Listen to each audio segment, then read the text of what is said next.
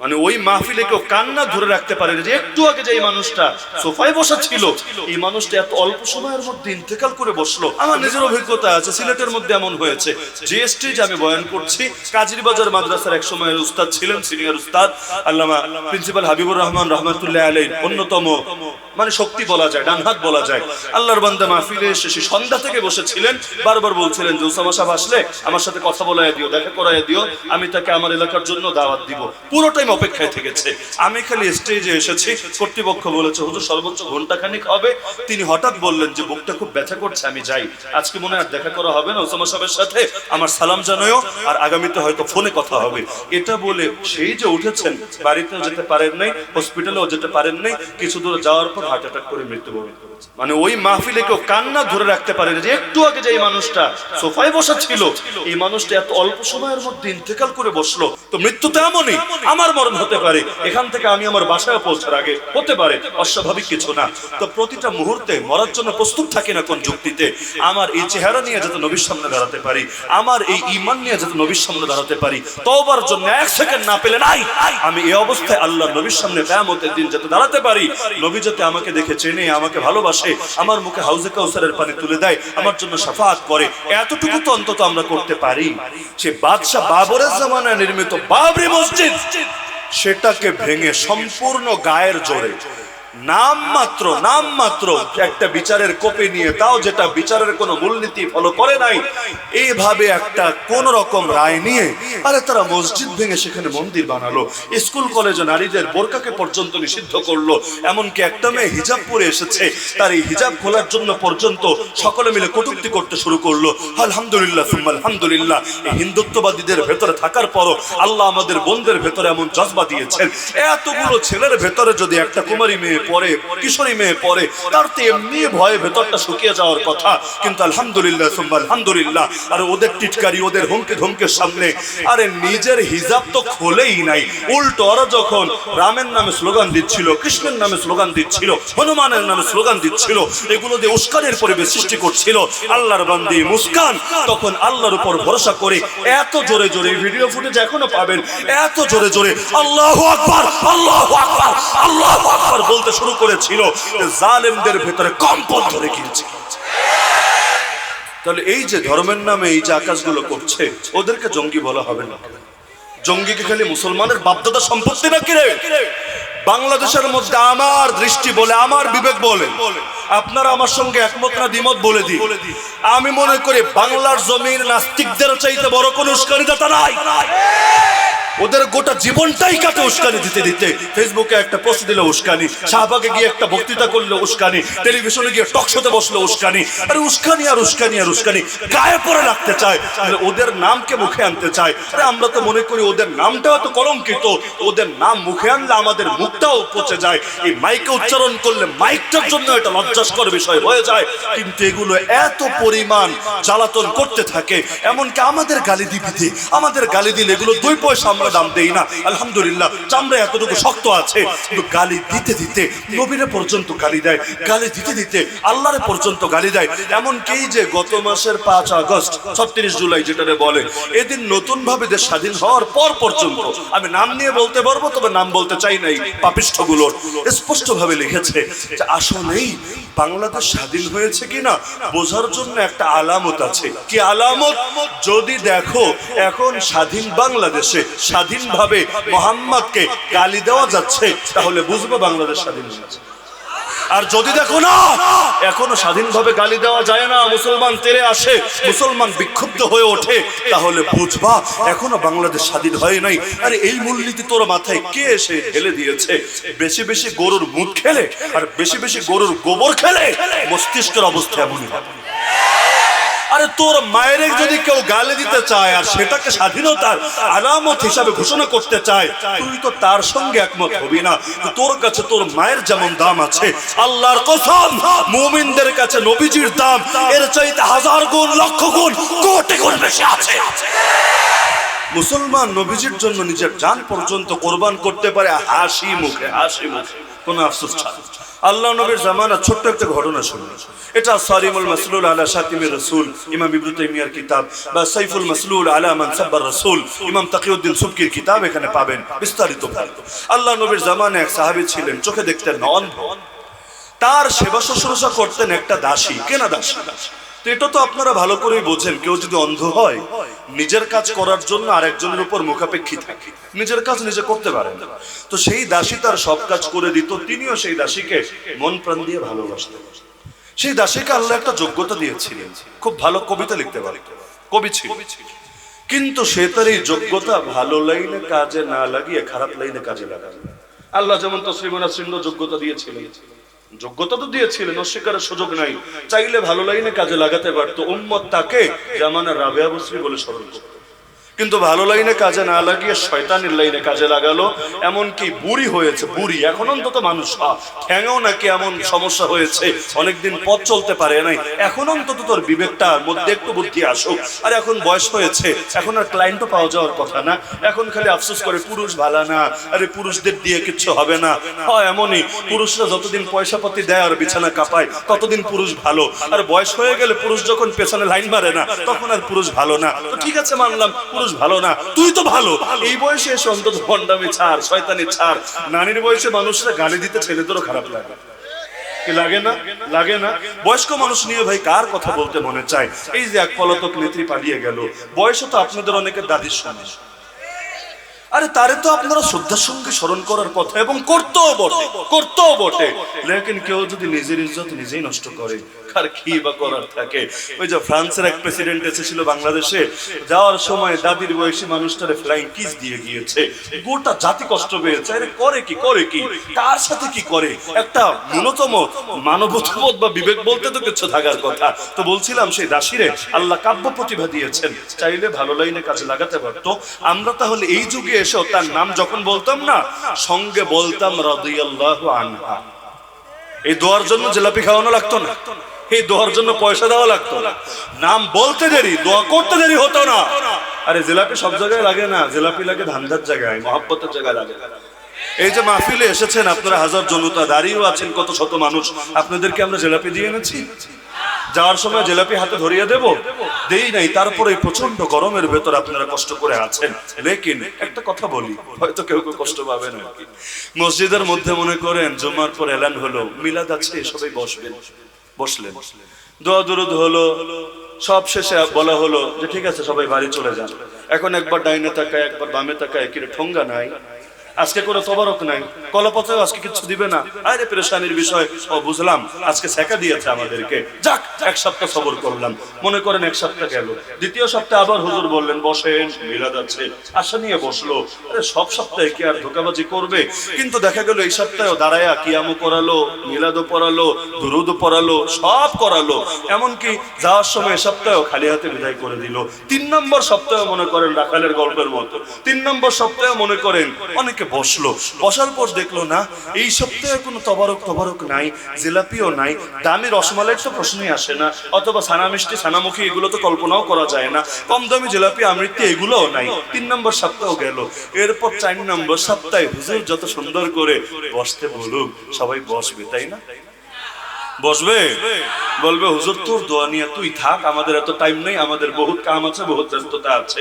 তাহলে যদি মিলাদ হয় নবীজির মহব্বতে, কিয়াম যদি হয় নবীজির স্মরণে, তাহলে এর সাথে জিলাপির কি সম্পর্ক রে ভাই? জিলাপি দিলেও আছে, জিলাপি না দিলেও আছে। এই যেমন মাহফিলে কিছু দেই না, উল্টা নেই। এই যে আমার আগে আনোয়ার সাহেব হুজুর বললেন যার যা আছে বের করে দেন, কেউ খালি হাতে থাকবেন না। সবাই যে দিয়েছেন, আমি তো দেখি নাই একজনও উঠে গেছে, আপনারা দেখেছেন? একজনও উঠে নাই, মহব্বতের সাথে দিয়েছে নাকি ঘৃণার সাথে দিয়েছে? তাহলে এখানে দিতে পেরে লোকে খুশি, আর ওখানে দেওয়া দূরের কথা, জিলাপি একটা কয় টাকায় পিস, 5 টাকা 10 টাকা, কতই আর হবে? এর জন্য তারা বেজার। তাহলে বুঝতে তো আর বাকি থাকে না, এই প্রেম আসলে নবী প্রেম না, এই প্রেম জিলাপির প্রেম ছাড়া কিছু না। যদি নবী প্রেমী হতো। গতকাল আমার মাহফিল ছিল ব্রাহ্মণবাড়িয়ায়, প্রত্যেক বছর ওই 12 রবিউল আউয়াল দিবাগত রাত আমার ধরাবাঁধা মাহফিল থেকে ব্রাহ্মণবাড়িয়ায়। কেন? কারণ আর আমি ব্যাখ্যা নাই দিলাম।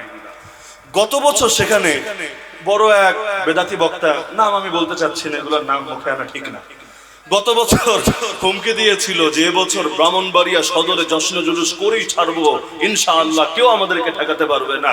এত বড় ডায়লগ কিভাবে মেরেছিল? কারণ এমপি আবার তাদের লোক, ওবায়দুল মুক্তাদির চৌধুরী। হুজুরদের নিয়মিত গালি না দিলে আর পেটের ভাত হজম হয় না। জামে ইউনুসিয়া, দারুল আরকাম, এগুলো নিয়ে নিকৃষ্ট মন্তব্য না করলে আর ভালোই লাগে না। এমনকি হুজুর আর কি তাফসীর করবে? মাহফিলে যদি কোনো রকম আসে আর কথা নাই, সব তাফসীর সে একাই করে দেবে, আর কোনো হুজুর টুজুর আর লাগবে না। তো এই যে আল্লাহর বান্দার উপরে ভরসা করে ভেবেছে এই বছর কে ঠেকাবে আমাদেরকে। ছাত্ররা যখন বাস নিয়ে রাস্তার মোড়ে মোড়ে দাঁড়িয়ে গিয়েছে, এখন দেখা গেল এমপি পুলিশ সব চিন্তা বাদ দিয়ে এলাকায় ঢোকার হিম্মতই হারিয়ে ফেলেছে। আচ্ছা, গত বছর বাদ দিলাম, এই বছর তো অন্তত স্বাধীন দেশ, স্বাধীনভাবে ঢোকো। কিন্তু এখন তো মুক্তাদিরও পালিয়েছে, তাদের চেতনাও ঝিম ধরেছে। আমি 12 রবিউল আউয়াল সকাল পর্যন্ত অপেক্ষায় ছিলাম, এই বুঝি ঘোষণা আসবে যে এবছর সদরে আমরা ঢুকবো। আর আমি যেহেতু ওদিন থাকবোই ব্রাহ্মণবাড়িয়ায়, বাকিটা খেলা হবে ইনশাআল্লাহ, বাকিটা দেখা যাবে। এখন দেখা গেল দিন পেরিয়ে রাত চলে আসলো, তাদেরকে ব্রাহ্মণবাড়িয়ার অলিতে গলিতেও খুঁজে পাওয়া গেল না। ছাত্ররা ঠিকই লাঠি সোটা নিয়ে রেডি থাকলো। তো এখন মজার বিষয়, আমরা যারা নবী প্রেম নিয়ে ময়দানে নামি, 2013-তে নামের নাই। ওই যে 5ই মে হেফাজত আন্দোলনে নেমেছিলেন কোন দলরে ক্ষমতায় নেওয়ার জন্য অথবা কোন দলরে ক্ষমতা থেকে নামানোর জন্য? গিয়েছিলেন তা আল্লাহর নবীর ইজ্জত হেফাজতের জন্য। যখন গিয়েছিলেন কই, তখন তো চাপাতে দিয়েও থামাতে পারে নাই, তখন তো লাঠি সোটা দিয়েও থামাতে পারে নাই, তখন তো কারফিউ জারি করেও থামাতে পারে নাই, তখন তো পুলিশ বন্দুক হাতে নিয়েও থামাতে পারে নাই। এমনকি মারামারি তো রাত্রে শুরু হয় নাই, আমাদের চোখের সামনে তো ঘটনা এগুলো। আরে বিকাল থেকেই তো শহীদের লাশ আসা শুরু হলো। সেই শাপলা চত্বরে এক একজন শহীদের লাশ যখন আসলো, আমাদের বরুণার পীর সাহেব তো সময় দোয়া করেছিলেন, কান্নার রোল পড়ে গিয়েছিল। বাইতুল মুকাররমে কত শত শত মানুষকে আহত করে ফেলা হয়েছিল। সেই ইসলামিক ব্যাংক হসপিটাল পর্যন্ত আহতদের গগনবিদার চিৎকার একজন কেঁপে কেঁপে উঠছিল। এত মাইর খাওয়ার পরও আল্লাহর বান্দারা তো হাল ছাড়ে নাই। একেবারে শেষ মুহূর্ত পর্যন্ত সাধ্যে যতটুকু আছে সর্বোচ্চটুকু দিয়ে তারা নিজেদের অবস্থান কর্মসূচি জারি রেখেছিল। মানে কি, প্রেম যদি জিলাপির প্রেম না হয়, প্রেম যদি নবীর প্রেম হয়, সেটা লাঠি দিয়ে দমানো যায় না, টিয়ার শেল দিয়ে দমানো যায় না, বুলেট দিয়ে দমানো যায় না। আরে শাহাদাত ছাড়া কোনো কিছু তাকে ময়দান থেকে কিছু সরায় না। আর প্রেম যদি হয় জিলাপির প্রেম, তাহলে নেতাজিরা না থাকলে আর টর্চ লাইট দিয়ে খুঁজে পাওয়া যায়। আমি ব্যক্তিগতভাবে মনে করি যে দল ভেঙেছে ওই দল যদি আগামীতে আর কখনো না আসে দেশে, ইনশাআল্লাহ হিন্দুত্ববাদী শক্তি, নাস্তিক্যবাদী শক্তি আর বেদাতি শক্তি তিনটার কোমর ভাঙবে। আপনাদের দ্বিমত থাকতে পারে, সমস্যার কিছু নাই, এটা দ্বিমত থাকলে ইমান যাবে না। লেকিন আমি মনে করি এই পলাতক শয়তানগুলো যদি আর না আসতে পারে এদেশে, কারণ এক জায়গার লোক চাইলে তো আনতে পারবে না। গোপালগঞ্জের অবস্থা তো ভালো, এটা আমরাও জানি। মধুপুরের পেশা হুজুর বাইতুল মুকাররমের সামনে দাঁড়িয়ে মজা করে বলেছেন, গোপালগঞ্জের গোপালীরা তোমরা আন্দোলন আরো চাঙ্গা করে তোলো, আমরা তোমাদের দাবির সাথে একমত আছি। ওরা আন্দোলন করছে নেত্রীকে যে কোনো মূল্যে ফিরাতে চাই, আমরাও বলি নেত্রীকে যে কোনো মূল্যে কাছে পেতে চাই। দেশের সম্পদ বাইরে থাকবে কেন? এটা তো মেনে নেওয়া যায় না। আর একজন নারী একজন পুরুষের অধীনে থাকবে, আর এটাও তো মেনে নেওয়া যায় না। তো এমন পুরুষ যার নাকি এবার বউ নাই, এটা তো আসলেই কষ্টকর ব্যাপার। আরে একটা যতই হোক নিজের দেশের মানুষকে নিয়ে আমাদের চিন্তা কাজ করে না, কাজ করে বলেই তো যখন ওই বজ্জাত ফ্লাইং কিস দিয়েছিল গোটা বাংলাদেশের মানুষ থুতু ছুঁড়েছে, এটার প্রতিবাদ করেছে। এখন আরেক জায়গায় আছে, কই আছে তাও নাকি কেউ জানে না, কিভাবে দিন যাচ্ছে রাত যাচ্ছে তাও নাকি কেউ জানে না। বাংলাদেশের দামাল ছেলে হিসাবে এই যুবকদেরও কি একটু টেনশন কাজ করে না? অবশ্যই করে। আমরাও চাই ফিরে আসুক, খালি একবার তো আসুক, চট করে ঢুকবে না, টট করে ঢুকবে, যেমনে মনে চায় খালি একবার ঢুকুক। ঢুকতে দেরি, ইনশাআল্লাহ পাবলিক আবারও মিষ্টির দোকান খালি করতে দেরি হবে না। তাহলে ওই যে দাসীকে আল্লাহ কাব্য প্রতিভা দিয়েছিলেন, কবিতা লিখতো, কিন্তু ওর মাথায় হঠাৎ ভূত ভর করলো। এখন কবিতা বলে বলে নবীকে গালি দিতে লাগলো। আচ্ছা, নবীরে কাঁচা ভাষায় গালি দিলেই গালি, আর কবিতা বলে গালি দিলে মনে হয় গালি না, নাকি ওইটাও সমান গালি? তাহলে আজকের যুগে যারা বিজ্ঞানের নামে গালি দেয়, যারা ফিলোসফির বিভিন্ন থিওরি টেনে এনে গালি দেয়, যারা আধুনিকতা, মডার্ন রাষ্ট্র ইত্যাদি ডায়লগ মেরে মেরে গালি দেয়, এগুলো তো মনে হয় গালি না, নাকি এগুলো গালি? আরে আমাদের ধর্মের জায়গা থাকবে অক্ষুণ্ণ, বিশ্বাসের জায়গা থাকবে অক্ষুণ্ণ। তোর যেই বিজ্ঞান আমাদের ধর্মানুভূতিতে আঘাত করবে, ওই বিজ্ঞানের 2 পয়সা দামও থাকবে না আমাদের কাছে। তোর ফিলোসফি, তোর সায়েন্স তুই ধুয়ে পানি খাগিয়ে এগুলোর পূজা আমাদেরকে দিয়ে করাতে হবে না। আমাদের কাছে আল্লাহ এবং তার রাসূলের চাইতে বড় কিছু কখনোই হবে না। ডারউইনিজম দিয়ে আমাদেরকে শেখাবা যে বান্দর হলো আমাদের আব্বা আর বান্দর নি হলো আমাদের আম্মা। আরে তোমাদের যদি মনে চায় তোমরা যারে তারে বাপ ডাকো, আমাদের আপত্তি নাই। যদি জাফর ইকবাল বলে আমাদের সাবি প্রভৃতি এসেই যে এখন থেকে আমার আব্বার নাম মহামান্য বান্দর মহোদয়, আমরা বলবো আলহামদুলিল্লাহ আলহামদুলিল্লাহ, আমরা খুশি আছি, তোমার নতুন বাবার পরিচয় পেয়ে আমরা ধন্য হয়েছি। আর যদি দীপমণি বলে যে আমার আব্বার নাম বান্দর না হনুমান মহোদয়, হনুমানের লেন্সা একটু লম্বা আছে, যে আমার বাবার নাম হলো হনুমান মহোদয়, কোনো আপত্তি নেই, বিশ্বাস করেন আমরা মেনে নিতে রাজি আছি। যেভাবে বান্দররে খাঁচায় ভরি, হনুমানরে খাঁচায় ভরি, এভাবে ওদেরকেও খাঁচায় ভরতেও রাজি আছি। এমনকি মানুষ কাক খাঁচায় ভরে না, কাউয়া, এটা মানুষ এমনি ছেড়ে দিয়ে রাখে। কেন? যেই পাখির গলার স্বর সুন্দর সেটাই মানুষ আটকে রাখে, যেটার গলার সুর সুন্দর না সেটা মানুষ আটকে রাখে না। যেমন জেলে যাওয়ার কপাল বেদাতীদের হয় না, জেলে যাওয়ার কপাল দালালদের হয় না, জেলে যাওয়ার কপাল এজেন্টদের হয় না, জেলে যাওয়ার কপাল বি টিমদের হয় না, জেলে যাওয়ার কপাল পদলেহনকারীদের হয় না, জেলে যাওয়ার কপাল চামচাদের হয় না, জেলে যাওয়ার কপাল আল্লাহ হয়, জেলে যাওয়ার কপাল নবীর আশিকদের হয়। আল্লাহ জেলে নিয়েছিলেন নবী ইউসুফকে, জেলে নিয়েছিলেন নবী মুহাম্মদ রাসূলুল্লাহ সাল্লাল্লাহু আলাইহি ওয়াসাল্লামকে। তাদের পথের পথিক যারা, জেলে যাওয়ার কপাল শুধু তাদেরই হয়, কোনো বন্দরে আল্লাহ জেলে নেয় না। ওরা যদি জেলে যায় সেটা কলঙ্ক নিয়ে যায়, সেটা অপরাধ নিয়ে যায়, অপরাধের সাজা হিসাবে যায়, লেকিন ঈমানের দাবি হিসাবে, কোরবানির দাবি হিসাবে যেই জেল, সেটা ওদের নসিবে জোটে না। সুতরাং জেলে গিয়ে ধন্য না জেলে না গিয়ে ধন্য? কি জেলে গিয়ে ধন্য না জেলে না গিয়ে ধন্য? আচ্ছা, যারা জেল খেটে এসেছে এদের ইজ্জত কমেছে না বেড়েছে? আর যারা পা চেটে চেটে জিহ্বা ক্ষয় করে জেল থেকে বেঁচেছে ওদের ইজ্জত কমেছে না বেড়েছে? আমরাও জেলে বসে দিন গুনতাম, দিন যায়, সপ্তাহ যায়, মাস যায়, চিল্লা যায়, আর 3 মাস 4 চিল্লা সব যায়, কিন্তু ওই দলের দেখি কেউই আর আসে না। মাইক ফাটিয়ে ফেলে, হুঙ্কার দিয়ে সব আসমান জমিন কাঁপিয়ে ফেলে। কিরে ভাই, অন্তত কর্মী তো 2-1টা আসবে, নেতা নয় তো না আসবে। লেকিন দুদিন পর দেখে আমাদের নিয়ে টিটকারি মারতে শুরু করে, ওলি আল্লাহর বদদোয়া লেগেছে তাই নাকি আমাদের জেলে যেতে হয়েছে। তো ঠিক আছে, তোমার ওলি আল্লাহরা বদদোয়া দিয়া খালি হুজুরদের জেলে ঢুকাতে পারে, নেত্রীদের একটু ভাগাতে টাগাতে পারে না? এই বদদোয়া আবার কেমন বদদোয়া? খালি হুজুরদের বিরুদ্ধে ছোটে, জালেমদের বিরুদ্ধে ছোটে না। আবার মানলাম যে ওলি আল্লাহর বদদোয়ায় জেল খেটেছে, জেল থেকে এসে এক একজন যে আসমানের তারকা হয়ে গিয়েছে, এটা কি বদদোয়ার ফসল? এমন বদদোয়া হলে তো আলহামদুলিল্লাহ, যে সাময়িক একটু ক্ষতি হয়, পরে আবার বিশাল ফায়দা হয়, তাও মানলাম যে তোমাদের ওলি আল্লাহদের খুব পাওয়ার। আসলে তো ওলি আল্লাহ না, ভণ্ড, যে আসলে মানলাম খুব পাওয়ার। এখন যে তোমরা দৌড়ানির উপর আছো, এটা দেখে একটু লজ্জা শরম লাগে না? তাহলে সেই যে দাসী, আল্লাহ তারা কাব্য প্রতিভা দিয়েছেন, কবিতা দিয়ে দিয়ে নবীরা গালি দিতে লাগে। অন্ধ সাহাবীর কানে আসে, তিনি বললেন, দাসী শোন, সাবধান করে দিচ্ছি, দ্বিতীয়বার যদি আর নবীরে গালি দেশ আমি ছেড়ে দেব না। মহিলা ভেবেছে যতই হোক তার উপর ক্র্যাশ খাওয়ালো, এখন তারে আর কি করবে, সর্বোচ্চ হুমকি ধমকি দিবে, ব্যাপার না। মহিলা মানুষ তো ভেবেছে যে একটা সিস্টেম করে ফেলবে, খুশি করে দেবে, আর তার দিলে মনে হয় বেশি কিছু থাকবে না। আর যদি বেশি কিছু থাকে কি করবে? ধমক দেবে, মারবে, পিটাবে, ব্যাপার না। কারণ যদি হালকা পাতলা মারে তবু আবু জাহালদের নেক নজর তো পাওয়া যাবে। এই যুগে যারা নবীরে গালি দেয়, আমেরিকার নেক নজর চায় না, জার্মানির নেক নজর চায় না। দেখবেন নাস্তিকগুলো বিদেশে কিভাবে কিভাবে যেন অ্যাসাইলাম পেয়ে যায়, বিদেশে গিয়ে তারা গ্রিন কার্ড পেয়ে যায়, সিটিজেনশিপ পেয়ে যায়। আপনি বছরের পর বছর চেষ্টা করে আত্মীয় স্বজনকে দিয়ে তদবির করেও আপনার কুল কিনারা হয় না, আর ওরা গালি দিতে দেরি, ওদেরকে জামাইয়া ধরে বরণ করে নিতে দেরি না। কেন? ওরা দেখায়, দেখেন আমাদের জান নিরাপদ না, আমরা বাংলাদেশে গণতান্ত্রিক অধিকার পাচ্ছি না, মানবাধিকার পাচ্ছি না, বাক স্বাধীনতা পাচ্ছি না, আমাদেরকে একটু আপনাদের দেশে থাকতে দেন না। মুসলমান যত গালি দেয় ওদের তত সুবিধা, যত আন্দোলন হয় ওদের তত সুবিধা, কারণ ওরা চাই এটা। যদিও এগুলোকে বলে বাক স্বাধীনতা, মানে কথার স্বাধীনতা। আমার খালি ক্ষুদ্র মস্তিষ্কে বুঝে ধরে না, নবীরে গালি দেওয়া যদি হয় কথার স্বাধীনতা, বুঝছেন? নবীকে গালি দেওয়া যদি হয় কথার স্বাধীনতা, মানে কথায় কোনো লাগাম টাগাম থাকতে হয় না, মুখে যা আসে সবই বলা যায়, তাহলে মুসলমানের হাতের স্বাধীনতা কেন থাকবে না?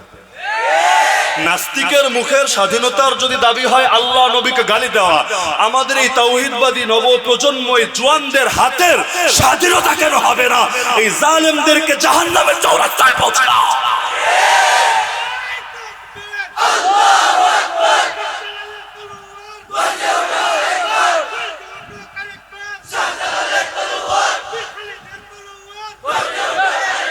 লাগাম থাকলে সবার থাকুক, না থাকলে কারো না থাকুক। তুই যদি চাস মুসলমানের হাতে লাগাম থাক, আগে তোর জিহ্বায় লাগাম লাগা, মুসলমান হাতে লাগাম লাগিয়ে রাখবে। লেকিন কেউ পাবে আর কেউ পাবে না, তা হবে না, তা হবে না। তোর জিহ্বায় যদি লাগাম না থাকে, ইনশাআল্লাহ মুসলমানের হাতেও লাগাম থাকবে। কথা প্রসঙ্গে একটা মাসালা বলে দেই, যদি আমি জানি না কতটুকু হজম হবে আপনাদের, রাতও আবার গভীর হয়েছে। কাদিয়ানীদের চেনেন না আপনারা? মহব্বত করেন না ঘৃণা করেন? এই কাদিয়ানীরা কিন্তু যেন তেন কাফের না। হিন্দুরাও কাফের, খ্রিস্টানরাও কাফের, বৌদ্ধরাও কাফের, কাদিয়ানীও কাফের। বলতে আমরা একসাথে বলে ফেলি, জিনিস কিন্তু এক না, বড় পার্থক্য আছে। কাদিয়ানী কারা জানেন? গোস্তাখে রাসূল। কাদিয়ানী কারা? কাদিয়ানী কারা? আল্লাহর নবীকে আল্লাহ যত শান দিয়েছেন, যত মাকাম দিয়েছেন, যত মর্যাদা দিয়েছেন, এগুলো নিয়ে যারাই টানা হ্যাচড়া করবে ওদেরকে গোস্তাখে রাসূল বলা হবে। ওই গোলাম আহমদ কাদিয়ানীর মতো 2 পয়সা নিকৃষ্ট জাহান্নামের কীট ওরে দাবি করে ও নাকি আমার নবীর পরে নবী, নবীর খাতামুন নবীনের চাদর ধরে টানা হ্যাচড়া করে। এমনকি নিজেকে একবার মাহদি দাবি করে, একবার ঈসা দাবি করে, একবার পুরুষ দাবি করে, একবার মহিলা দাবি করে। ওই নাকি মারিয়াম, ওই নাকি ঈসা। অদ্ভুত ব্যাপার স্যাপার। ট্রান্সজেন্ডার তো পুরোই ট্রান্সজেন্ডার। বাংলাদেশে ট্রান্সজেন্ডার তো মহিলা থেকে পুরুষ হলে সারা জীবন পুরুষই, আবার পুরুষ থেকে মহিলা হলে সারা জীবন মহিলাই, শরীফ থেকে শরীফার গল্পের মতো। কিন্তু কাদিয়ানী এমনই এক ওভার, মানে এমনই এক বাড়াবাড়ি শিকার। ও দাবি করে ওই মারিয়াম, ওই ঈসা আল্লাহ ওরে মহিলা বানিয়েছে, ও নাকি পর্দা পুশিদাও করেছে। তখন আল্লাহ নাকি ওরে প্রেগনেন্টও দিয়েছে, মানে রূপক ভাবে, নিজেই লিখেছে রূপক ভাবে। রূপক ভাবে কেন বলেছে? নাহলে মানুষ আবার বলবে তোর পেট আবার কে বাঁধিয়েছে, মেহনতটা আবার কে করেছে। এজন্য বলে না না, পেটটা ফুলে নাই, এটা রূপক ভাবে আল্লাহ তারা প্রেগন্যান্ট বানিয়েছে। এরপর 10 মাস যাওয়ার পর নাকি ওই হঠাৎ করে ঘুম থেকে উঠে দেখে ওই ঈসায় পরিণত হয়ে গিয়েছে। এজন্য ওই আম্মা, ওই সন্তান, ওই আব্বা, ওই মাহদি, ওই ঈসা, ওই নবী, ওই বুরুজি নবী, জিল্লি নবী, শরীয়ত ওয়ালা নবী, আরেকবার বলে শরীয়ত ছাড়া নবী। মানে দুনিয়ার গাঞ্জাখোর আর হিরোইন যত দাবি করতে পারে ও সব। এমন লোকেরও আবার মরিদ আছে। পাগলা বাবার থাকলে অর থাকবে না কেন? তেলাপোকা বাবার থাকলে অর থাকবে না কেন? বদনা সার থাকলে অর থাকবে না কেন? আরে ফকিন্নি সার থাকলে অর থাকবে না কেন? তো অন্যান্য পাগলের যেমন আছে অরও আছে। তো এদেরকে সাধারণ কাফের বলে না, এদেরকে বলে গোস্তাখে রাসূল। ওরা জিন্দিক, ওরা জিন্দিক। আর যারা আগে মুসলমান ছিল পরে কাদিয়ানি হয়েছে ওরা মুরতাদ, নিকৃষ্ট মুরতাদ। আর ইসলামে জিন্দিক আর মুরতাদের সাজা কি জানেন? মান বাদদালা দীনাহু ফাকতুলু। সাজা বড় জটিল সাজা, একটাই সাজা। গোস্তাখে রাসূল কি এক হি সাজা, সরতন সে জুদা, সরতন সে জুদা, সরতন সে জুদা। আল্লাহু আকবার। রাসূলুল্লাহ কাফের কাফের কাফের কাফের। হ্যাঁ, এখন বলতে পারেন হুজুর এই দেশে তো ইসলামী হুকুমত নাই, তাহলে এই সাজা কে দেবে? যদি কেউ নাই দেয় বলার দরকার কি? বলার দরকার আছে। অন্তত জানা থাকুক, অন্তত ভেতরে ভয় থাকুক যে মুসলমানরা আমাদেরকে সরতন সে জুদা, সরতন সে জুদা এটা দেওয়ার জন্য সুযোগের অপেক্ষায় আছে। যদি খালি চান্স পায় খেলা তো পুরো দমেই জমে যাবে। ভেতরে ভয় থাকার দরকার আছে। ভয় যদি একবার থাকে পৃথিবীর যে প্রান্তেই থাকুক থরথর করে কাঁপবে। এই যে পলাতক নেত্রী আছে না, আল্লাহর কসম বিশ্বাস করেন তার সাথে আমার রাজনৈতিক কোনো দ্বন্দ্ব নাই, কারণ আমি রাজনৈতিক কোনো দলই করি না। যেহেতু দলই করি না, দ্বন্দ্ব আমার কোনো প্রশ্ন আসে না। কিন্তু আমি তাকেও গোস্তাখে রাসূলের শেল্টার দাতা মনে করি। আবু লাহাবের বউরে যা মনে করি তারেও তা মনে করি। বলবেন কিসের বিবেচনা, কিসের বিবেচনা? আমি আপনাকে কয়েক ডজন দলিল দিতে পারবো। শুধু একটা দলিল দিই, যেহেতু রাত গভীর। আপনাদের মনে থাকার কথা, বাংলাদেশে সে 2013-14 দিকে কয়েকজন গোস্তাখে রাসূলকে জাহান্নামে পৌঁছে দেওয়া হয়েছিল। এর মধ্যে একটারে পৌঁছানোর পর সে সংসদের মতো জায়গায় দাঁড়িয়ে, বাংলাদেশের বলা যায় বাংলাদেশের প্রাণ যেটা, সেই সংসদের মধ্যে দাঁড়িয়ে পর্যন্ত বলেছিল সেই নাস্তিকতার ব্যাপারে, আরে তুই পারলে বিপক্ষে বল নবী প্রেমের দাবিতে, তাও যদি না পারিস অন্তত চুপ থাক। তো নবী প্রেমিকার পক্ষে বলতে পারছিস না, আর গালিবাজ গোস্তাখে রাসূলের পক্ষে বলতে পারছিস না, কারণ গোস্তাখে রাসূল সে নবীর কার্টুন এঁকেছে, নবীর নামে চটি গল্প ছাপিয়েছে, তার ব্লগের মধ্যে এমন কোন নিকৃষ্ট জিনিস নাই সে করেছে। সংসদে দাঁড়িয়ে কি বলেছে জানেন? সে হলো দ্বিতীয় মুক্তিযুদ্ধের প্রথম শহীদ। যদি কারো সন্দেহ থাকে আপনারা গুগল সার্চ করে বের করতে পারবেন যে এই বাক্য বলেছে কিনা, কারণ ওই সময় অনেকের বয়স হয়তো কম ছিল। শুধু সার্চ করে বের করবেন যে এই বাক্য ওই নেত্রীজি বলেছে কিনা যে দ্বিতীয় মুক্তিযুদ্ধের প্রথম শহীদ। এক বাক্য বলে কয়টা ক্ষতি করেছে জানেন? এক নম্বরে সে মুক্তিযুদ্ধকে অপমান করেছে। কারণ ৭১-এর মুক্তিযুদ্ধ আল্লাহর নবীকে গালি দেওয়ার জন্য হয় নাই, ৭১-এর মুক্তিযুদ্ধ নাস্তিক্যবাদ কায়েমের জন্য হয় নাই, ৭১-এর মুক্তিযুদ্ধ এই সমস্ত ব্লগারদের দাবির জন্য হয় নাই, ৭১-এর মুক্তিযুদ্ধ হয়েছে জুলুমের বিরুদ্ধে, বৈষম্যের বিরুদ্ধে, শোষণের বিরুদ্ধে। এই সমস্ত শয়তানের জন্য কখনোই হয় নাই। দ্বিতীয়ত, শহীদ বলেছে, শহীদ একটা নিরেট ধর্মীয় শব্দ, সেকুলার শব্দ না। শহীদ কাকে বলে? আল্লাহর জমিনে আল্লাহর দ্বীন জিন্দা করার জন্য জিহাদ করতে করতে যে মরে, জালেমের আঘাতে, তারই তো শহীদ বলে। তাকে শহীদ বলেছে মানে বদরের শহীদ, উহুদের শহীদ, খন্দকের শহীদ, সব শহীদকে সে অপমান করেছে। ৩ নম্বরে, সে যে একজন গোস্তাখ রাসূলকে দ্বিতীয় মুক্তিযুদ্ধের প্রথম শহীদ বলেছে, এর দ্বারা সে পরোক্ষভাবে আল্লাহর নবীর গালিগালাজকে সমর্থন করেছে এবং অন্যান্য গালিবাজদেরকে উৎসাহ দিয়েছে। চুরি করলে যেমন অপরাধ, চোরের পক্ষে বললেও সমান অপরাধ। আরে রাজাকারি করলে যেমন অপরাধ, রাজাকারের পক্ষে বললে স্বাধীন দেশে বসে এটাও সমান অপরাধ। আরে বেশ্যাবৃত্তি করা যেমন অপরাধ, বেশ্যার দালালি করা সমানই অপরাধ। আবু লাহাব নবীরা গালি দিত, আর ওর বউ উম্মে জামিল তার শেল্টার দিত, উস্কানি দিত, সাপোর্ট দিত। কোরআনে আল্লাহ বলেছে আবু লাহাবের জন্য যে শাস্তি, ওর বউয়ের জন্য একই শাস্তি। সায়াসলা নারান যাতা লাহাবি ওয়া ইমরাতু। তো এই থাবা বাবা এবং অভিজিৎ রায় আরো যতগুলো শয়তান আল্লাহ নবীরা গালিগালাজ করেছে, আমি মনে করি ওরা যে অপরাধী, ওদের শেল্টার দাতা, ওদের প্রশ্রয় দাতা, ওদের প্রশংসাকারী এই নেত্রীও একে অপরাধী। এটা বলতে হবে। কেন বলতে হবে? যাতে করে পৃথিবীর যে প্রান্তেই থাকুক, বাংলাদেশে ঢোকা লাগবে না, চট করে আর ফট করে বাদ দিলাম। পৃথিবীর যে প্রান্তেই থাকুক, ওর ভেতরে যাতে এটা স্মরণে থাকে, যতদিন পর্যন্ত সে দুনিয়াতে বেঁচে থাকবে, মুসলমান যেই জানুক যে আল্লাহর নবীর শানে গোস্তাখি করেছে, পরোক্ষভাবে আল্লাহর নবীর উম্মতরা নিজেদের জানকে বাজে লাগিয়ে হলেও ওকে ওর প্রাপ্য বুঝে। বিশ্বাস হয় না? সব ব্যাপারে আপোষ চলে না, সবকিছু আপোষের মধ্যে আসে না। তো সেই দাসী যখন গালিগালাজ করছে, নিষেধ করেছে, কাজ হয় নাই, আবার গালি দিয়েছে, কবিতা বলে বলে। একদিন ভেবেছে আজকে আর তোর বাঁচা নেই, কি করবে? অন্ধ মানুষ পারবে মহিলার সাথে? সম্ভব না। ছুরি নিয়ে যদি মারতেও যায়, তাহলে কোথায় যে আঘাত করছে ও তো দেখেই না। তাহলে দেখা যাবে আঘাত করেছে বুকে, আসলে আঘাত করে দিয়েছে দেয়ালে, উল্টা আর ওরে জানে মেরে ফেলতে পারে। এজন্য সাহাবী ভেবেছে না, কামটা চুপি চুপি সারতে হবে। কিভাবে চুপি চুপি সারবে? রাতের বেলা মহিলা ঘুমিয়েছে, সেও শয্যার কাছে গিয়েছে, গিয়ে আস্তে করে পাশে বসে ছুরিটা হাতে নিয়ে খাজা করে দিয়েছে। এরকম ঘটনা আল্লাহ নবীর জামানে একটা দুইটা ঘটে নাই, বহুত ঘটেছে। নবুয়তের ভণ্ড দাবিদার ছিল একটা, আসওয়াদ আনাসি। গোলাম আহমদ কাদিয়ানী তো ওই দিনের ছেলে। আসওয়াদ আনাসি নবীর জামানার নবুয়তের ভণ্ড দাবিদার। আল্লাহ নবী চিঠি লিখে পাঠালেন সাহাবী ফাইরুজ রাদিয়াল্লাহু আনহুকে, ফাইরুজ একটু দেখো না ওর কি করা যায়, বেশি বাড়া বেড়ে গিয়েছে, নিজেরা নবী ভাবতে শুরু করেছে। তিনি লিখে পাঠালেন, ইয়া রাসূলুল্লাহ, আমি দেখছি ওর দফা রফা করে দিচ্ছি। ওর ঘরে যে বউ ছিল, যে যাকেও মূলত সে প্রাথমিকভাবে বিয়ে করেছে তা না, এক গভর্নরকে মেরে তার বউরে জোর করে বিয়ে করে নিয়ে নিজের বউ বানিয়েছে। সে ছিল ফাইরুজ রাদিয়াল্লাহু আনহুর চাচাতো বোন। এখন তার সাথে পরামর্শ করলেন যে বোন কি করা যায়। বোন বললে, জালেম তো আমারও জোর করে আটকে রেখেছে, আবার নিজেকে নবী দাবি করেছে, আল্লাহ নবীর সামনে বেয়াদবি করেছে। ঠিক আছে, আমি একটা কাজ করব, তুমি আর একটা কাজ করবা। রাতের বেলা আমি তারে একটু বেশি করে মদ খাওয়াবো। কেমন নবী রাতের মদও খায়, যে আমি তার রাতের বেলা মদ খাওয়াবো, পরিমাণে একটু বেশি খাওয়াবো।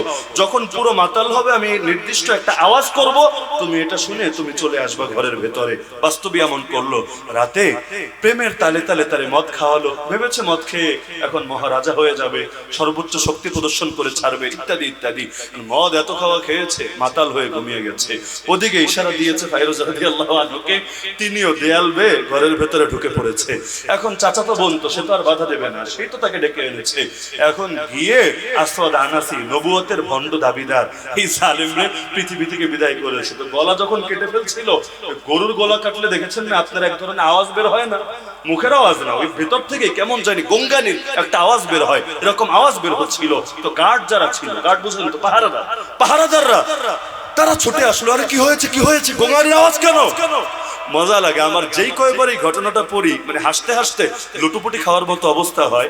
তখন সেই নারী, অর্থাৎ ফাইরুজ রাদিয়াল্লাহু আনহু চাচাতো বোন আর নবুয়তের ভণ্ড দাবিদার যারা জোর করে বিয়ে করেছে, সেই নারী বলেছে, আরে টেনশনের কিছু নাই, আমি তো আছি এখানে। আরে তার উপর ওহী আসতে শুরু করেছে, এজন্য আওয়াজ হচ্ছে। ওহি আসতে শুরু করলে একটু লোড হয় না, তো লোড হলে একটু হালত তো পরিবর্তন হয়। তার উপর ওহি আসতে শুরু করেছে, ধ্যানে বসেছে, তো এজন্য একটু ভেতর থেকে গুঙ্গারির আওয়াজ আসছে, টেনশনের কারণ নাই, তারাও খুশি। ও আচ্ছা, আমাদের নবীর উপর নতুন ওহি আসছে, আগামীকাল হয়তো আরো কিছু শয়তানের উপকরণ পাওয়া যাবে। ওরা সরে গেছে, এদিকে ফাইরুজ রাদিয়াল্লাহু আনহু সেখান থেকে বের করে আল্লাহ নবীর কাছে সুসংবাদ নিয়ে এসেছে। আল্লাহর নবী তার উপর খুশি হয়ে তাকে বিশাল দোয়া দিয়েছে। তো সেই সাহাবী মনে আছে তো, অন্ধ দাসীকে শেষ করে দিল, রাতের বেলা সেখানেই কাটিয়ে দিল পুরো রাত। সকালে আল্লাহ নবীর দরবারে বিচার বসলো। আল্লাহ নবী খুঁজতে শুরু করলেন যে মদিনার মধ্যে নাকি খুনোখুনি হয়েছে, একটা নারীকে হত্যা করে ফেলা হয়েছে, তাহলে এটা তো তদন্ত করা দরকার, কারা করেছে। সেই মজলিসের মধ্যেই সেই সাহাবী তিনি এসে বসলেন, পেছন থেকে হাত উঠালেন, ইয়া রাসূলুল্লাহ, আমার কিছু বলার আছে। নবী বললেন, সামনে আসো। কি বলবো তুমি? সামনে গিয়ে বললো, ইয়া রাসূলুল্লাহ, আমি নিজের জ্ঞানে স্বতঃস্ফূর্তভাবে স্বেচ্ছাপ্রণোদিত হয়ে জেনে বুঝে সুস্থ মস্তিষ্কে ওই দাসীকে বিদায় করে দিয়েছে দুনিয়া থেকে। কেন? কারণ সে আপনাকে গালি দিয়েছে, কটূক্তি করেছে, আমি বারণ করেছি তাও থামে নাই, নিয়মিত আপনার শানে গুস্তাখি করেছে, এজন্য আমি ওরা জাহান্নামে পাঠিয়ে দিয়েছি। এখন আপনি যদি আমাকে মৃত্যুদণ্ড দেন, আলহামদুলিল্লাহ সুম্মা আলহামদুলিল্লাহ, আমি মাথা পেতে নিতে রাজি আছি। একেবারে জান প্রস্তুত করে রেখেছে যে আপনি মৃত্যুদণ্ড দিলে আলহামদুলিল্লাহ, কিন্তু আমার জানের বিনিময়েও যদি একটা জালেম পৃথিবী থেকে বিদায় হয়, গোস্তাখ রাসূল এই পৃথিবী থেকে মুক্ত হয়, আলহামদুলিল্লাহ সুম্মা আলহামদুলিল্লাহ। আমি তো খালি চিন্তা করি, গোলাম আহমদ কাদিয়ানির কপাল ভালো, আসলে ভালো। এই যুগে আসে নাই, বেশ আগেই এসেছে। আবার এই দেশে আসে নাই, মোটামুটি নিরাপদ এক জায়গায় এসেছে, ওই রাবুয়া থেকে গিয়ে তার শয়তানি কর্মকাণ্ড পরিচালনা করেছে। না হলে ও যদি খালি ভুলক্রমে বাংলাদেশের যে জেলাই হোক, যে চিপাই হোক, যে গর্তের মধ্যেই হোক আর যে চরের মধ্যেই হোক, এখানে বসে যদি খালি আল্লাহ নবীর খাতমে নবুয়তের চাদর ধরে টানা হেঁচড়া করতো, ফতোয়া পড়ে, মাইক দিয়ে চিৎকার চেঁচামেচি পরে, আন্দোলন সংগ্রাম পরে, কাফের হিসাবে দেখতে চাই পার্লামেন্ট থেকে, আইন কানুন পরে, মুসলমান আর খেল খতম করে দিয়ে আসতো। আর কপাল ভালো যে দুনিয়া থেকে ওই বাথরুমের মধ্যে স্বাভাবিকভাবে মরতে পেরেছে, নামাজের জায়গায় তো আর মরে নাই। একেবারে এমন ডায়রিয়া হয়েছে, লাইন ছাড়তে এর মধ্যে লুটুবুড়ি খেয়ে মরে গিয়েছে। নবুয়তের ভণ্ড দাবিদার, আল্লাহ তাআলা হেফাজত করুন আমাদের সবাইকে এই জালেমদের থেকে। তো যে প্রসঙ্গে বলছিলাম, সেই সাহাবী যখন নিজের জান পেশ করলেন রাসূলের সামনে, আল্লাহ রাসূল বললেন, আয় অন্ধ সাহাবী, তুমি নিরাপদে চলে যাও তোমার বাড়ির পথে। আরে ওর রক্ত দামুহা হাদার, ওর রক্ত মূল্যহীন, কোনো দাম নাই এর রক্তের, সুতরাং ওই রক্তপাতের কারণে তোমাকে কোনো শাস্তি দেওয়া হবে না। লা ইয়ানতাহু ফিহা আনাজান, এটা এমনই এক স্পষ্ট অকাট্য সুনিশ্চিত মাসালা, যেই মাসালার ব্যাপারে দুই ছাগলও গুতাগুতি করবে না, মানুষ তো দূরের কথা, দুই ছাগলও গুতাগুতি করবে না, তুমি চলে যাও। তো আমার রাসূলকে আল্লাহ এতই দামি বানিয়েছেন। তো আজকে আর লম্বা করছি না, বুঝতে পারছি রাত গভীর হয়, কষ্ট হচ্ছে আপনাদের। আমি শুধু এই বার্তাটা দিতে চাচ্ছি, জীবনের সব ক্ষেত্রে আল্লাহর নবীর আদর্শ মানতে পারবেন না, নাকি খালি জিলাপির সুন্নত নিয়ে সারা জীবন থাকবেন?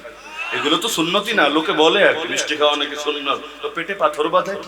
লোকে খালি বলে যে আরামে থাকাই নাকি সুন্নাত, তাহলে জিহাদের ময়দানে ছুটে বেরোনো কি? আল্লাহ নবী সব সুন্নত নিতে হবে, তায়েফে গিয়ে রক্ত ঝরানোর সুন্নত নিতে হবে, বদরে গিয়ে কুফরের কোমর ভাঙার সুন্নত তো নিতে হবে। আল্লাহ নবীর সব সুন্নত দিতে পারবেন না ইনশাআল্লাহ। এই বাংলাদেশ সেদিনই মুক্ত হবে, সেদিনই স্বাধীন হবে, সেদিনই প্রকৃত সাম্য নিশ্চিত হবে, যেদিন জীবনের প্রতিটা ক্ষেত্রে আল্লাহ নবীর সুন্নাত বাস্তবায়িত হবে।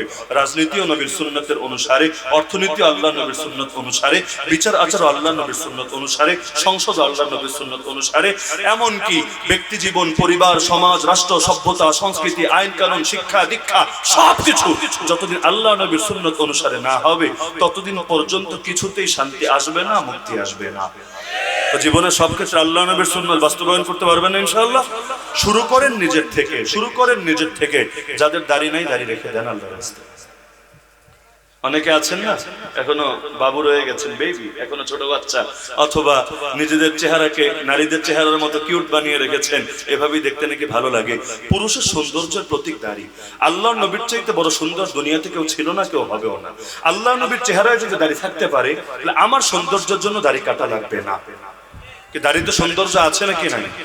বিশ্বাস যদি না হয় আফগানিস্তানের এক মর্দে মুজাহিদের ছবি দেখবেন, ধরেন ওই যে মোল্লা ওমরের পুত্র আছে মোল্লা ইয়াকুব, এর ছবিটা দেখবেন। আর আরেকদিকে ওই যে কিউট বেবি সেজে থাকা কাফের মুশরিকদের, যাদেরকে আপনার আইডল মনে করেন, হিরো মনে করেন, ওদের ছবিটা দেখবেন। এরপর আমাকে বলবেন আসলেই কারে পুরুষ লাগে দেখতে। পৌরুষের প্রতীক দাড়ি, যার দাড়ি নেই সে তো হাফ লেডির মতোই অনেকটা। আমি কষ্ট দিতে যাচ্ছি না, কিন্তু আল্লাহ তো এটা পুরুষকে দিয়েছেন, নারীকে দেন নাই। পুরুষকে দিয়েছেন, নারীকে দেন নাই। তার মানে এটা পৌরুষের প্রতীক নাকি প্রতীক না? আরে বলেন না, প্রতীক নাকি প্রতীক না? আল্লাহ যে উপহার দিয়েছেন সেটা বাদ দিবেন কেন? আল্লাহ কি ফাউ জিনিস দেয়? আল্লাহ কি খারাপ জিনিস দেয়? দাড়ি রেখে দেন, সুন্নতি জামা পরেন, ইনশাআল্লাহ। কেউ জঙ্গি বললে লস নাই। যেই কয়বার জঙ্গি বলবো ওই কয়টা আমলের সওয়াব আপনার আমলনামায় লেখা হবে। জিকির করে আর কত সওয়াব কামাবেন? জিকির বেশি করতে পারি না আমরা, দুর্বল বান্দা। দিনের জন্য গালি খান, যত গালি তত নেকি, যত গালি তত নেকি। সব নবী গালি খেয়েছে, দিনের জন্য খায় নাই। সাহাবীরা গালি খেয়েছে, দিনের জন্য খায় নাই। তা আমি দাড়ি রাখলে যদি জঙ্গি বলে, আরে বল। আমি জামা পরলে যদি জঙ্গি বলে, বল। তোরা বলতে বলতে ফেনা তুলে ফেল। তোদের গালির ভয়ে আমরা নবীর সুন্নাত ছাড়তে রাজি না। শুরু করেন নিজেকে দিয়ে, শুরু করেন পরিবারকে দিয়ে। যেতে যেতে ইনশাআল্লাহ একদিন রাষ্ট্র না, গোটা দুনিয়ার পরতে পরতে নবীর সুন্নাত জিন্দা হবেই হবে, আমাদের হাত দিয়ে ইনশাআল্লাহ। নাকি আবাবিলের হাত দিয়ে? আবাবিলের জামানা শেষ, আল্লাহ এখন আমাদের হাত দিয়েছেন। ইউআযিবহুমুল্লাহু বিআইদিকুম, কোরআনে আছে আল্লাহ আমাদের হাতে এই জালেমদেরকে শিক্ষা দিবেন। সুতরাং সুন্নতের প্র্যাকটিস করবেন তো ইনশাআল্লাহ। আমার যুবক ভাইদেরকে বলবো, এই বছর যে যুবকরা কষ্ট করে মাহফিল আয়োজন করলেন, আমাকে রিসিভ করে আনলেন, আগামী বছর আমি আপনাদের সবাইকে মর্দে মুজাহিদের চেহারায় দেখতে চাই। আলহামদুলিল্লাহ বাংলাদেশে বহু যুবক তৈরি হয়েছে, আলহামদুলিল্লাহ, বহুত বহুত বহুত, মানে সংখ্যা কত আমি হিসাব দিতে পারবো না। যাদেরকে ধরেন 2-4 বছর আগে আমি দেখেছি এক রূপে, এখন দেখলে আমারই মাঝে মধ্যে চিন্তা আসে, আর এ কি কোনো মাদ্রাসার মুহাদ্দিস না কোনো মসজিদের খতিব? আসলে কিছু না, জেনারেল লাইনের মানুষ, কিন্তু আলহামদুলিল্লাহ নূর চমকাতে থাকে, দিনকে ধারণ করেন। ইনশাআল্লাহ আল্লাহ দামি বানিয়ে দিবেন। এই যে বৈষম্য বিরোধী আন্দোলনে শহীদ হয়েছে না যারা, আমি একটু ব্যক্তিগতভাবে ঘাটাঘাটি করেছিলাম যে কারা কারা শহীদ হয়েছে, এরা কেমন ছিল দুনিয়ার বুকে। আমার যতটুকু নজরে এসেছে, আপনাদের ভিন্ন ব্যাখ্যাও থাকতে পারে, আমি মোটামুটি ঘাটাঘাটি করেছি। একেবারে আবু সাইদ, মুগ্ধ, ইয়ামিন থেকে শুরু করে বা তাকরিম থেকে শুরু করে যার যার ব্যাপারে আমি জানি, কারণ অনেকে আমার শ্রোতাও ছিল। এই তাকরিম যেই এলাকায় মারা গিয়েছে নরসিংদীতে, ওর মসজিদে পর্যন্ত আমি গিয়ে বয়ান করেছি। এমনকি ওই এলাকায় আমার নিয়মিত যাতায়াত আছে, তো বহুত জনকে আগ থেকে জানাশোনা আছে এবং তাদের ব্যাপারে জানার পর্যাপ্ত সোর্সও আমার কাছে আছে।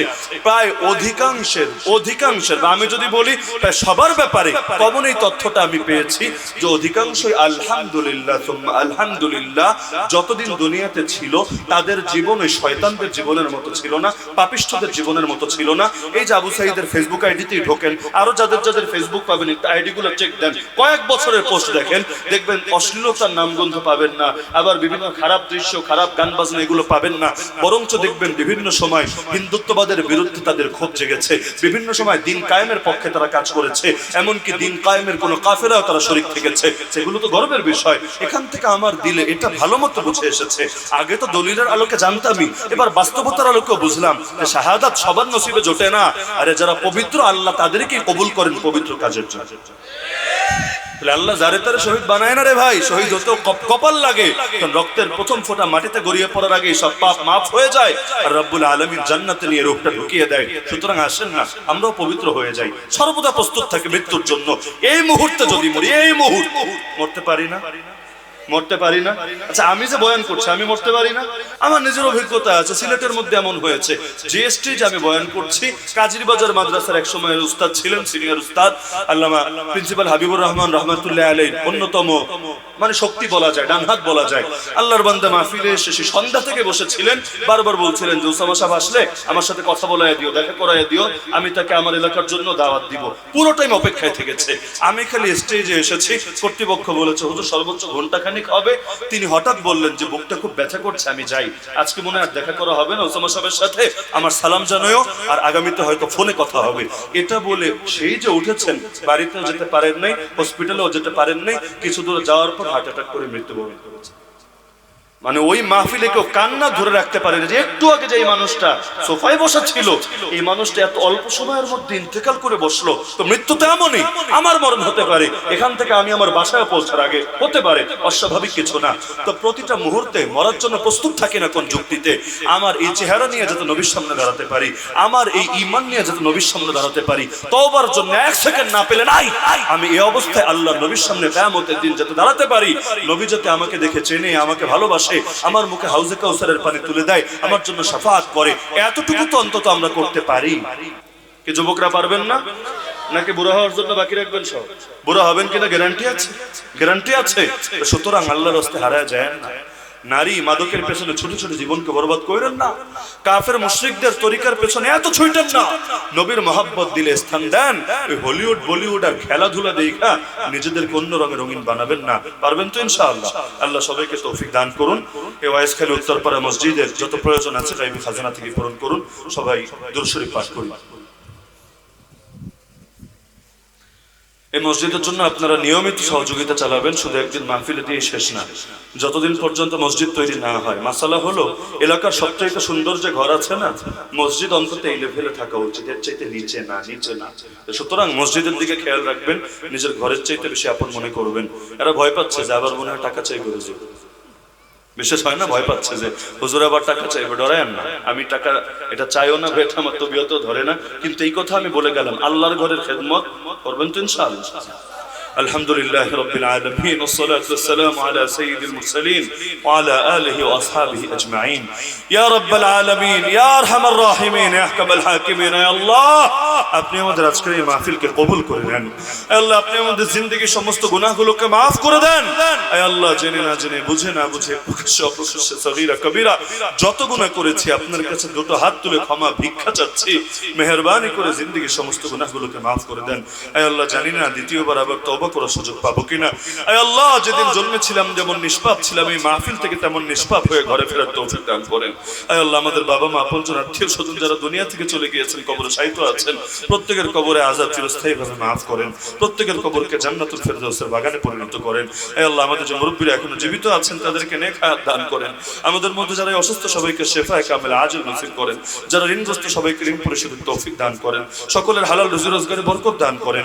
হারাম থেকে বিরত থাকার তৌফিক দান করেন। আয় আল্লাহ, এই জুলাই আন্দোলনে আমাদের যে ভাই বোনেরা নিহত হয়েছে সবাইকে শহীদ হিসাবে কবুল করেন।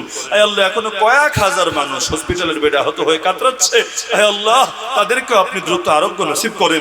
আপনার বান্দাদের দিলকে তাদের দিকে ঝুঁকিয়ে দেন। আয় আল্লাহ, আমাদের সবাইকে এক এবং নেক হয়ে চলার তৌফিক দান করেন। আয় আল্লাহ, আমাদের মধ্যে যত ভেদাভেদ, যত ভুল বোঝাবুঝি আছে সবকিছুকে আপনি দূর করেন। আয় আল্লাহ, বন্যা কবলিত এলাকার মানুষগুলো এখনো বড় কষ্টে আছে। আয় আল্লাহ, তাদের উপর আপনি গায়বী মদদ নাজিল করেন। আয় আল্লাহ, যারা প্রতারণা করেছে এই বন্যা কবলিত মানুষগুলোর সঙ্গে, ওদেরকে আপনি হেদায়েত দিয়ে দেন। আয় আল্লাহ, ওদেরকে আপনি হেদায়েত দিয়ে দেন। আয় আল্লাহ, আজকের এই মাহফিলকে কবুল করে নেন।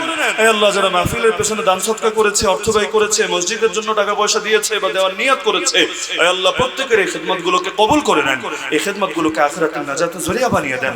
বিশেষ করে যারা দান সদকা করেছে প্রত্যেকের দান সদকাকে কবুল করে নেন। আয় আল্লাহ, জিন্দা মুর্দা সবাইকে maaf করে দেন।